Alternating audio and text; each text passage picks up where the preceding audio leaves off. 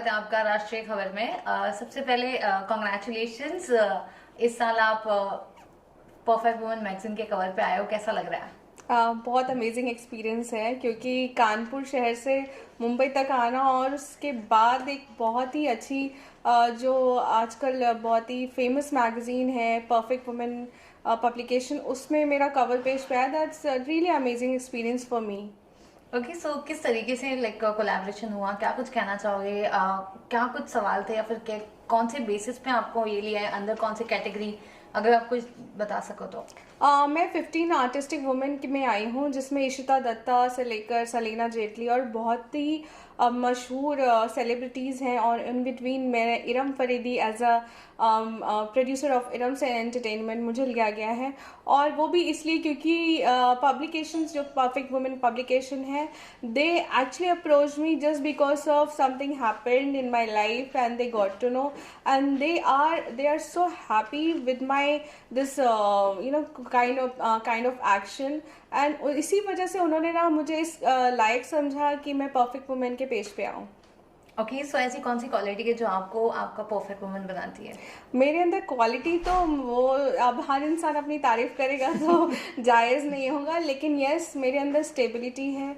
मेरे अंदर कहते हैं ना, एक धैर्य बहुत ज़्यादा है। और मैंने पहले ही बोला है कि मैंने हमेशा अपने काम से काम रखा है, फोकस हूँ मैं। और इसी वजह से ना मैं कभी किसी के लिए ये नहीं सोचती हूँ कि कौन क्या सोचेगा, क्या कहेगा। मुझे अपने काम से मतलब है, मुझे अपने फोकस करने से मतलब है। तो this is kind of a quality you can say. And yes, I want to help people, those people who really want to help them self. तो इसलिए आप बोल सकते हैं ये। ओके, सो जैसे कि हम सबको पता है कि apart from this you have so many alternate career options भी बैकअप में हैं। सो सारी चीज़ें आप कैसे मैनेज करते हो? बिकॉज सारे एक दूसरे से अलग है। कोई प्रोडक्शन हाउस है, कोई आपका जो है इंटरनेशनल प्रोजेक्ट है, कोई अपराइज इंडिया, मतलब हर चीज़ सोशल कॉज से लेके हर जगह पे आप हो। So what next and how you manage? बिल्कुल, क्योंकि मैंने बताया ना आपको, जैसे राबिया इंटरनेशनल कंपनी की मैं एमडी हूँ, तो ये मेरा ब्रेड एंड बटर है। इरम्स एंटरटेनमेंट मेरी फिल्म बनाने का ख्वाब है। अपराइज इंडिया में मैं वाइस प्रेसिडेंट हूँ, तो ये बिजनेस ब्रांडिंग है। तो आप देख सकते हैं अलग अलग कैटेगरी में मैं अलग अलग तरीके की चीज़ों को रखती हूँ। रही बात जैसे NCRACB, national consumer rights and anti crime bureau में मैं स्टेट प्रेसिडेंट हूँ, national advisory member of board हूँ। तो मैं मेरे अंदर जो हुनर है, मैं उनको इस तरीके की फील्ड में ज़रूर आजमाना चाहती हूँ। ओके, सो आपकी पहली फिल्म श्रृंगार से लेके अब तक का सफ़र आपका कैसा रहा? श्रृंगार से लेकर अब तक का सफ़र बहुत ही रोलर कोस्टर जैसा ही रहा, क्योंकि मेरे सामने बहुत सारी चुनौतियां भी आई। मेरे सामने कोविड जैसी महामारी भी आई, जिसको हमें एक्चुअली में फेस करना था। तो आप बोल सकते हैं कि मेरा सफ़र बहुत ही अजीबोगरीब था, लेकिन एक बहुत, कहते हैं ना, सीख भरा था।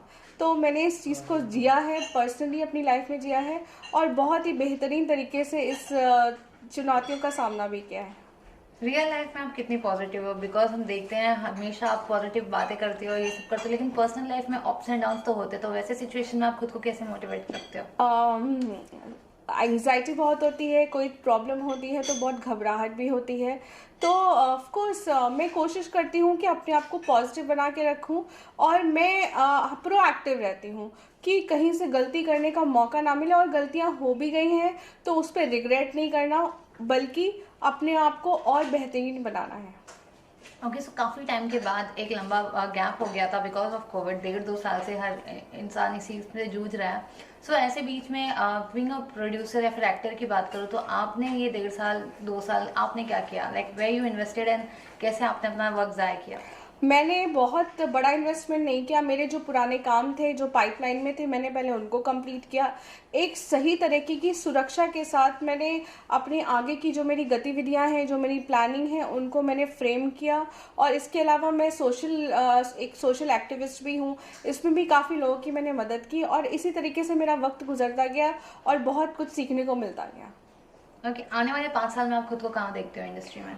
मैं अपने आप को आप बोल सकते हैं सफल प्रोड्यूसर तो मैं हूँ, ऑफ कोर्स ये उपाधि मुझे मिली भी है, लेकिन मैं चाहती हूँ बेहतरीन से बेहतरीन फिल्म बनाती जाऊँ, क्योंकि ये जो चुनौती है, ये जो कंपटीशन, ये मेरा खुद के साथ है।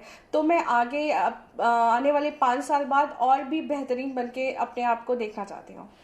इरम से एंटरटेनमेंट की बात करो तो नेक्स्ट अब और कौन से प्रोजेक्ट्स हैं और कब रिलीज होने वाले हैं, या फिर शूटिंग ऑन सोर्स कब से स्टार्ट होने वाली है, उसके बारे में कुछ बताइए। एक डिस्कनेक्ट फिल्म है जो हम बहुत ही जल्द कर रहे हैं, जैसे आपकी जूस फिल्म आई थी, चटनी फिल्म आई थी, तो नाम से आप समझ सकते हैं दैट इज़ अ क्लिक। हाँ, मैं स्टोरी ज़रूर नहीं बताऊंगी, लेकिन आप डिस्कनेक्ट नाम से ही समझ सकते हैं। एक छोटा सा सरप्राइज है कि हिंट भी बोल सकते हैं कि एक फ़ोन डिस्कनेक्ट किया जाता है। तो that's a very different and interesting story. तो ये मेरा एक अपकमिंग प्रोजेक्ट है। और एक फिल्म है, वेब सीरीज़ है हमारी, कॉमेडी वेब सीरीज़ है अश्विन कृष्णा जी की, कुत्ता। और एक डॉग के ऊपर है और नाम ही हमने कुत्ता रखा है। तो ये हमारा नेक्स्ट प्रोजेक्ट है। ऑलराइट, सो अगर आप एक्टर्स रिवील कर पाए या फिर कुछ अगर बता पाए तो थोड़ा डिटेल ऑफ कब तक कोर्स होगी। एक्टर तो हम अब आप बोल सकते हैं बहुत बेहतरीन बेहतरीन लेना चाहते हैं, लेकिन ये अवेलेबिलिटी के ऊपर है। और हम चाहते हैं कि जो हमारी स्टारकास्ट होगी वो उसी वक्त आप लोग को पता चलेगी, तो और मज़ा आएगा। ओके, इरम एक और चीज़ होती है, यूजुअली हम मतलब दिनों में देखते हैं कि आम रोज में यूजुअली जो पॉपुलर लोग होते हैं उनको कास्ट किया जाता है, क्योंकि ये वो सोच के कि इनको लेंगे तो फिर कहीं ना कहीं जो है नाम भी बड़ा होगा, और उसके बाद मूवी ज़्यादा अच्छी रिलीज भी होगी, प्रमोशंस भी अच्छा होगा, और खुद का भी एक प्रोडक्शन बैनर का नाम बनता है। लेकिन आप ऐसा नहीं कर रहे हो, आप उनको नहीं ले रहे हो, बल्कि जो स्ट्रगलर्स हैं आप उनको मौका दे रहे हो। तो इसमें बीइंग अ प्रोड्यूसर ये कितना चैलेंजिंग है, और ये रिस्क आप उठा क्यों रहे हो? ये स्टेप इसलिए उठा रही हूँ मैं, क्योंकि मैं चाहती हूँ कि अभी बट ऑब्वियस है, धर्मा प्रोडक्शन से लेकर बहुत से ऐसे, अजय देवगन प्रोडक्शन है, कितने प्रोडक्शन है, सलमान खान फिल्म्स है, तो ऑफ कोर्स इनके दे आर वेरी बिग और इनके पास इनकी खुद की यूएसपी है। बट मेरी जो यूएसपी है या मेरा जो फोर्टे है कि उन लोग को काम देना जिनको कोई नहीं पूछ रहा है, और हाँ अगर वो टैलेंटेड है, और हो सकता है कि हमें हाँ हमें बहुत चुनौतियों का सामना करना पड़ रहा है, लेकिन इन सब जितने बड़े प्रोडक्शन इन्होंने भी तो कहीं से शुरुआत की होगी। तो मैं ये चाहती हूँ कि ऑफ कोर्स एक ये होता है कि अपनी फिल्म को चलाने के लिए या फेमस कराने के लिए लोग बड़ी बड़ी सेलिब्रिटीज़ का सहारा लेते हैं। तो ये उनके कंटेंट के ऊपर या फिर उनके काम करने के तरीके पे डिपेंड करता है। मेरे काम करने का तरीका थोड़ा अलग है, और मैं उसमें कुछ ना कुछ अच्छा सा कहते हैं ना तरीके से अपने चीज़ों को हैंडल करती रहती हूँ। तो ये मेरे काम करने का तरीका है। ओके, एक्टर से आपने आपकी करियर स्टार्ट की थी जब आप एक्टिंग करते थे, और अब आप प्रोड्यूसर हो, तो वो एक्टर वाला इरम को आप कितना मिस करते हो? अब मैं एक्चुअली हर रोज़ अपने आप को एक वही पुरानी इरम के रूप में देखती हूँ। और इंशाल्लाह इन फ्यूचर अगर ऐसा लगता है कि कोई ऐसा रोल है जिसके साथ मैं जस्टिस कर सकती हूँ, और मैंने एक्टिंग कोर्स भी किया हुआ है और मैंने अपनी फिल्मों में काम भी किया है, तो मैं ज़रूर आना चाहूँगी। और मैं वो पुरानी इरम को आज भी मिस करती हूँ, तो ऑफ कोर्स लाजमी है ये बात कहना। ऑलराइट, एंड लास्ट के अपने फैंस और व्यूअर्स के लिए क्या कुछ मैसेज देना चाहते हो? मेरा मैसेज यही है, मैं हमेशा से कहती आई हूँ कि सफलता का एक गुरु मंत्र होता है। मेरा गुरु मंत्र यही है कि अपने काम से काम रखो। आपको अगर कोई काम दिया जाता है तो आप कभी किसी पुराने काम से तुलना मत करो, अपने आप को प्रूव करने की कोशिश करो, दिखाओ कि सामने वाला आपको कहे कि भाई हमें आपके साथ ही काम करना है। तो ये मेरा वे ऑफ वर्क है और उसी में मैं बिलीव करती हूँ। तो ये आप कह सकते हैं मेरा मैसेज है। Alright, thank you so much Heera, it thank was you. Pleasure talking.